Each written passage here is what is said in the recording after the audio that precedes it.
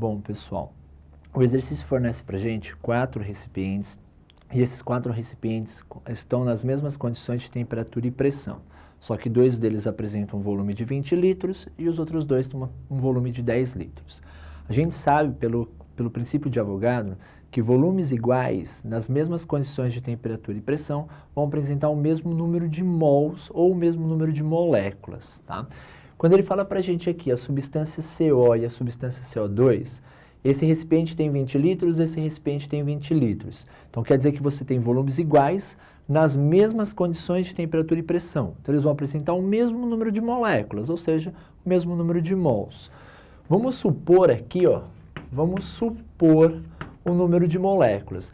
E vamos falar que para 20 litros, nas condições que ele colocou, existe uma quantidade de 6 vezes 10 a 23 moléculas. Como esse volume é igual a esse volume, aqui também vai existir uma quantidade de 6 vezes 10 a 23 moléculas.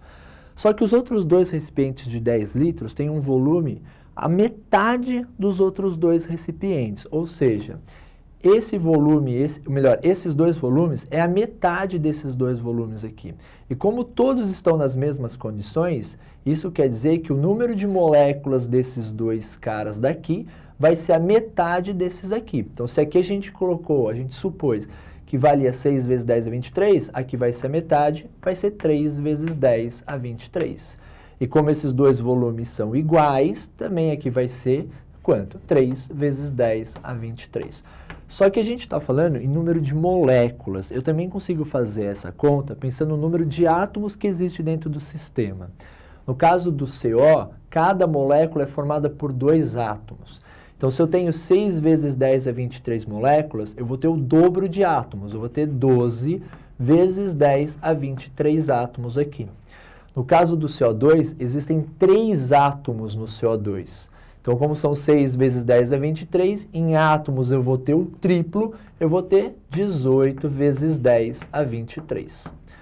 No caso do O2, são só 2 átomos. Como a gente tem 3 vezes 10 a 23, então eu vou ter o dobro disso, eu vou ter 6 vezes 10 a 23.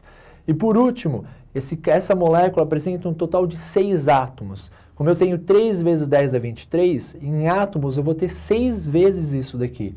6 vezes 3 dá quanto? 18. Então, quer dizer que eu vou ter 18 vezes 10 a 23. A partir dessas informações, ele fornece para a gente 4 afirmações. Desculpa, a partir dessas informações, ele fornece para a gente 4 afirmações. E ele quer que a gente julgue em verdadeiro ou falso aqui.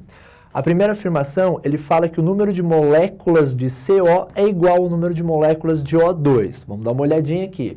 O número de moléculas de CO é igual ao número de moléculas de O2? Não, são diferentes. Então, a primeira afirmação, ela é falsa. A primeira afirmação é falsa. Depois ele fala, o número de moléculas de CO é igual ao número de moléculas de CO2? Vamos dar uma olhada na tabela. O número de moléculas de CO é igual ao número de moléculas de CO2? Sim, verdadeiro isso daqui. Então, essa afirmação, ela é verdadeira. Terceira afirmação, o número de moléculas de O2 é igual ao número de moléculas de C2H4? Vamos olhar a tabela. O número de moléculas de O2 é igual ao número de moléculas de C2H4. Beleza? Verdadeiro também.